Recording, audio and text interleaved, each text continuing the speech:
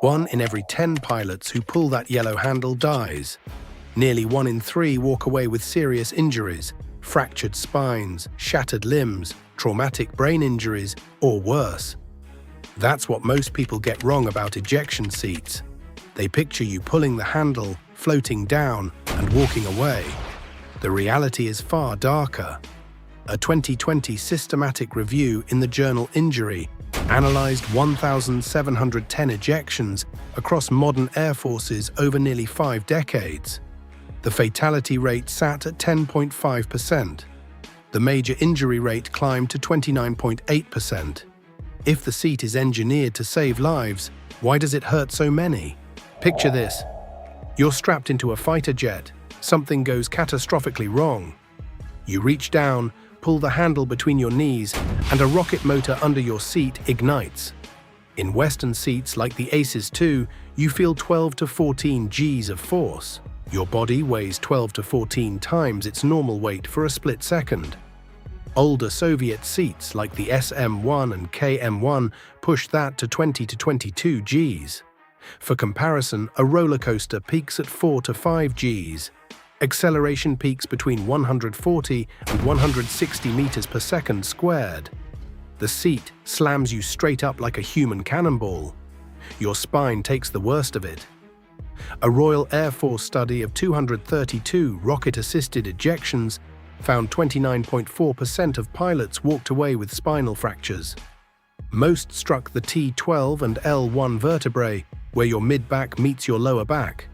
Nearly 40% of all ejection spinal fractures cluster in that single zone. One B-1 bomber crewman who ejected over the Indian Ocean lost a full inch in height, permanently. The seat can break you before you even clear the cockpit. And the catapult is the easy part. Because the moment you clear that canopy, something violent is waiting for you outside. The moment you punch through the open cockpit, air slams into you like a wall. At fighter jet speeds, this wind blast hits you at 600 knots, about 690 miles per hour. It rips the helmet off your head. It tears away your oxygen mask, your gloves, anything not bolted to you. It flings your arms and legs outward so violently that doctors named the damage limb flail injuries. Shards of the shattered canopy lodge into exposed skin. The neck takes the worst of it. If your oxygen mask rips off at high altitude, hypoxia sets in within seconds, and your brain starts shutting down. Captain Brian Udall ejected from his F-15E at roughly 780 miles per hour over the Atlantic. The wind blast burst every blood vessel in his face. His head swelled to the size of a basketball. He survived with a dislocated elbow, broken ankle, dislocated knee, and a shredded life preserver. His weapons officer, Captain Dennis White, ejected a split second later. White didn't survive. Same plane, same speed. One lived, one died. Does it depend upon how fast you're going? The difference came down to one thing. The answer is one phrase every fighter pilot knows by heart: the ejection envelope. This narrow window of altitude, speed, and aircraft angle is where the seat can actually save your life. Step inside it, and the numbers stun you. Step outside it, and they collapse. Just how brutal is that gap? A 2022 study followed German fighter pilots for nearly 50 years, and the results shocked researchers. The Journal of Neurosurgery, Spine, published the study, which examined 103 ejections in the German armed forces from 1975 to 2021. Spinal injuries hit 56.3% of ejected pilots. 1 in 3 suffered actual spinal fractures. And remember, these are the successful ejections. Now picture ejecting outside the envelope, where the seat can't function at all. Martin Baker, the British firm that supplies 93 air forces and has built over 92,000 seats, tracks every save since 1945.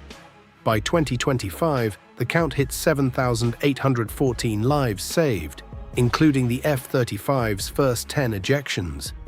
The company says modern seats like the F-35's US 16E cut injury risk to just 5%.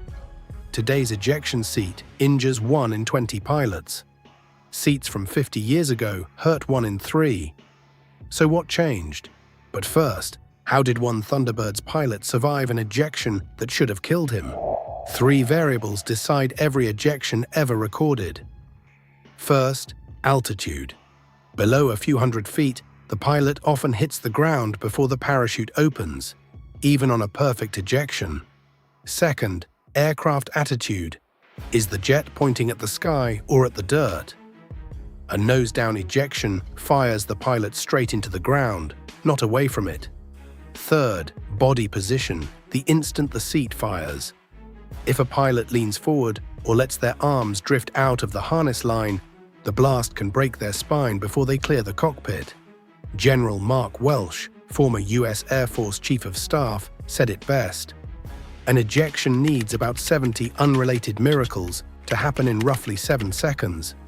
The seat doesn't decide if you live. Physics does. What is that physics exactly? Pilots first used an ejection seat in combat in January 1942. A German test pilot, Helmut Schenk, lost control of his Heinkel. He 280 in a snowstorm and pulled the handle at 7,900 feet. He survived, but he only lived because compressed air powered the seat. It barely cleared the cockpit. Any lower, any faster, or any wrong angle, and Schenk would be a footnote nobody remembers.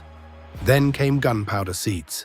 The Saab 21, early American fighters, and the British Martin Baker Mark I. These didn't push pilots out of the cockpit, they blasted them out. A single explosive cartridge fired the seat upward in a split second, over just a few feet. Plus, another problem existed. Old seats had no 0-0 capability. Below 250 feet or sitting still on the runway, the seat couldn't save you. The parachute simply didn't open in time. Worse, the pilot had to do everything by hand. So how do engineers fix it? Instead of one explosive cartridge blasting the seat out in a single violent burst, modern seats use 2 stages. First, a small catapult pushes the seat clear of the cockpit. A split second later, a rocket motor under the seat fires and lifts it higher in a smoother, longer arc. The seat reaches the same height, but the peak G-force on the pilot drops sharply. Modern seats save lives at 0 altitude and 0 airspeed. You can sit still on the runway with the engine off, pull the handle and survive. The seat fires hard enough and the parachute opens fast enough, even from a dead stop. The whole sequence runs on its own. One pull triggers everything. The canopy blows off. The seat fires. A drogue chute steadies it. The seat releases the pilot. The main chute opens. All in under 2 seconds. Pilots train their entire careers for a moment that they pray never comes. Because when it does, the seat won't ask if you're ready. It won't wait for the perfect altitude.